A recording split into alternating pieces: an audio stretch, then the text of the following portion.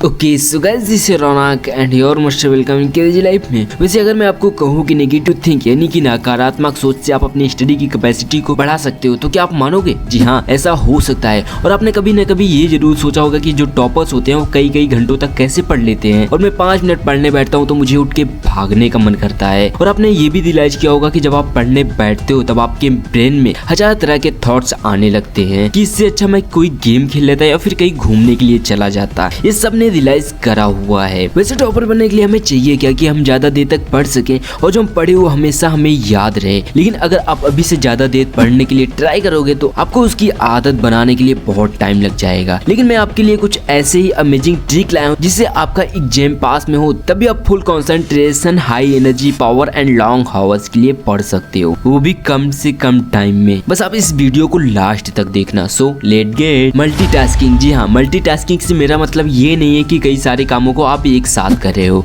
बल्कि आप किसी एक काम को कर रहे हो उसके बाद आप पढ़ाई करने जाते हो तब आपका पढ़ाई में मन नहीं लगता है। और यही मिस्टेक सभी लोग करते हैं। मतलब कि जब आप टास्क 1 कर रहे होते हो उसके बाद उसको बगैर पूरा किए आप टास्क 2 पे जाते हो तब आपका ब्रेन टास्क 1 पे ही कुछ देर तक लगा रहता है, जिसकी वजह से आप टास्क 2 यानी कि स्टडी पे ठीक तरह से फोकस नहीं कर पाते हो। क्योंकि जो हमारा ब्रेन है ये जब तक किसी भी चीज को सॉल्व नहीं कर लेता है तब तक ये उसी के बारे में सोचता रहता है। और इसी को जानने के लिए इस पे एक रिसर्च हुआ जिसमें 20 लोगों को बुलाया गया और उन्हें 2 पार्ट में डिवाइड किया गया। 10 लोगों को ग्रुप ए में रखा गया और 10 लोगों को ग्रुप बी में। उन्हें एक पजल सॉल्व करने के लिए दिया गया जिसमें ग्रुप ए के लोगों को बीच में ही बुला लिया गया और ग्रुप बी को पूरा पजल सॉल्व करने दिया गया। और इसके बाद ही दोनों ग्रुप से कुछ क्वेश्चंस पूछे गए। लेकिन शौक की बात तो ये, जो ग्रुप बी के लोग थे जिन्हें पूरा पजल सॉल्व करने दिया गया था वो ग्रुप ए से बहुत ज्यादा बेटर परफॉर्म किया था और सभी क्वेश्चन के आंसर दे पाए थे। मतलब कि जब आप पढ़ाई करने जा रहे हो तो उससे पहले जो टास्क कर रहे हो उसे सॉल्व करके ही पढ़ने के लिए जाना, नहीं तो आपका ब्रेन पहले वाले काम के बारे में सोचता रहेगा। और अगर टास्क 1 किसी रीजन से पूरा नहीं हो सकता उसके बाद भी आप पढ़ने जा रहे हो तो कुछ देर रिलैक्स करो, उसके बाद आप पढ़ने जाओ ताकि उस खाली टाइम में आपका ब्रेन टास्क 1 के बारे में सोचे, ना कि पढ़ाई के वक्त।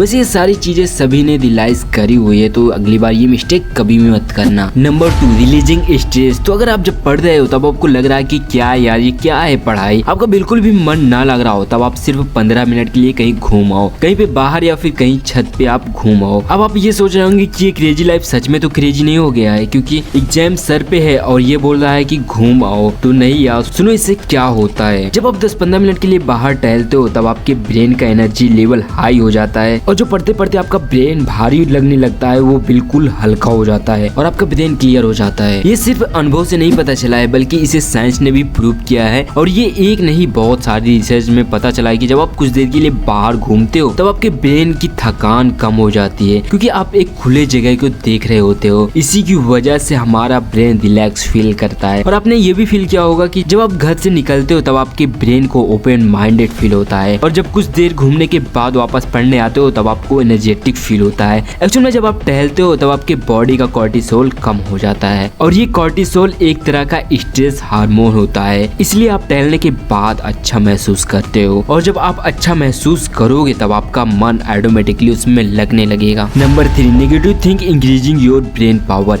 जब आपको फील हो रहा हो कि ये बहुत बड़ा पैराग्राफ हो, आपको पढ़ने में बिल्कुल भी मन ना लगे तब आप नेगेटिव थिंक लाना अपने ब्रेन में और नेगेटिव सोचना। वैसे मैं आपको यही बोलता हूँ कि आप पॉजिटिव सोचो बट आप नेगेटिव थिंक का भी फायदा उठा सकते हो। मतलब कि आपको ये सोचना है कि जब आप इस लेसन को नहीं याद करोगे तो इससे क्या क्या हो सकता है, वो टीचर्स मुझे क्या बोलेगा, क्लास में मेरी कितनी बेइज्जती होगी और हमारे पेरेंट्स इसके बाद हमें क्या बोलेंगे। ये थॉट्स अपने ब्रेन को बार बार देते रहो और उसे डराते रहो, इससे हमारा ब्रेन अलर्ट हो जाएगा। अब आप ये सोच रहे होंगे कि ये कौन सी ट्रिक है, ये कैसे काम करेगा। तो सुनो, आपके ब्रेन को पढ़ने का मन इसलिए नहीं करता है क्योंकि वो बेफिक्र होता है और ना ही अलर्ट रहता है। जब आप अपने ब्रेन को डराते हो ना तब आपका ब्रेन सीरियस होने लगता है और सीरियस होने के बाद हमारा ब्रेन और भी ज्यादा पावरफुल तरीके से काम करने लगता है। और इस टाइम आप अपने ब्रेन को जो नॉलेज दोगे वही ये लॉन्ग टर्म मेमोरी में भेज देगा, जिससे आपको कोई भी चीज याद होने लगेगी क्योंकि आपका ब्रेन सीरियस कंडीशन में है। जो भी इस वक्त दोगे उसे ये स्टोर कर लेगा। और जब आपका ब्रेन अलर्ट रहेगा ही नहीं तब आप कितना भी सोच लो कि मुझे अच्छे मार्क्स लाने हैं, लेकिन आपके ब्रेन को कोई भी फिक्र नहीं रहेगी, वो अपने में ही मस्त रहेगा। अच्छा चलो आप ये मानो कि आपके पास 10 लाख करोड़ हैं, तो क्या आप पढ़ोगे? आगे एक्शन लेने का सोचोगे? नहीं ना, क्योंकि आपके ब्रेन को फील हो रहा है कि आप अच्छी कंडीशन में और आप आपकी फाइनेंशियल भी बहुत अच्छी है तो आगे आपका ब्रेन कुछ करने के लिए एक्शन लेगा ही नहीं। वहीं अगर आप गरीब फैमिली से बिलोंग करते हो और आपके पास पैसे ना हो तो आपका ब्रेन अलर्ट रहेगा कि अब कुछ ना कुछ करना है, और वो आज नहीं तो कल, अगर कल नहीं तो 1 साल बाद उसे कर ही लेगा, उसके लिए आइडियाज ला ही लेगा। ये नेगेटिव थिंक कहीं भी काम नहीं करेगी। ये बस आप पढ़ाई में इसे जरूर यूज कर सकते हो। Number 4, mix up book. आपको पता है ज्यादातर स्टूडेंट जहाँ पे पढ़ाई करते हैं वो कुछ ऐसा होता है। एक साइंटिफिक तरीके से प्रूफ है कि जब आप पढ़ते टाइम मिक्सअप रखोगे तब आपके ब्रेन पे बहुत बुरा इफेक्ट पड़ता है। जब ऐसी बिखरी हुई चीजें रहेंगी आपके सामने में तब आप कभी भी मन लगाकर नहीं पढ़ सकोगे, क्योंकि इस वक्त आपका ब्रेन सारी चीजों पे डाइवर्ट हो जाता है। और जब सारा सामान अरेंज रहेगा तो आपके ब्रेन पे ज्यादा लोड नहीं पड़ेगा, वो वही सोचेगा जो वो करना चाहता है, यानी कि जो चीजें वहाँ पे पढ़ी है उसी के बारे में सोचिएगा। जहाँ आप पढ़ने जा रहे हो वहाँ की जो अदर बुक्स और भी जो डिस्ट्रैक्शन वाली चीजें हैं उसे एक साइड में रख दो और वहाँ सिर्फ वही चीजें रखो जो आप पढ़ने जा रहे हो। इवन वहाँ आपको कोई भी फोन नहीं रखना है, नहीं तो फोन आपके ब्रेन का डिस्ट्रैक्शन बनेगा जिससे आप किसी भी काम में फोकस नहीं कर पाओगे। और हो सके तो आप एक ऐसे रूम में जाना जहाँ पे कोई भी ना हो। आज की वीडियो में बस इतना ही। वैसे इस चैनल पे आपको ऐसे ही माइंड से रिलेटेड बहुत सारी वीडियोस मिल जाएंगी जहाँ से आप अपने माइंड को डेवलप कर सकते हो, और मैं ऐसी वीडियोस बनाता रहता हूँ, इसलिए आप चैनल को सब्सक्राइब कर सकते हो ताकि आपको ऐसे ही इंटरेस्टिंग वीडियोस मिलता रहे। सो वीडियो को पूरा देखने के लिए आपका दिल से धन्यवाद।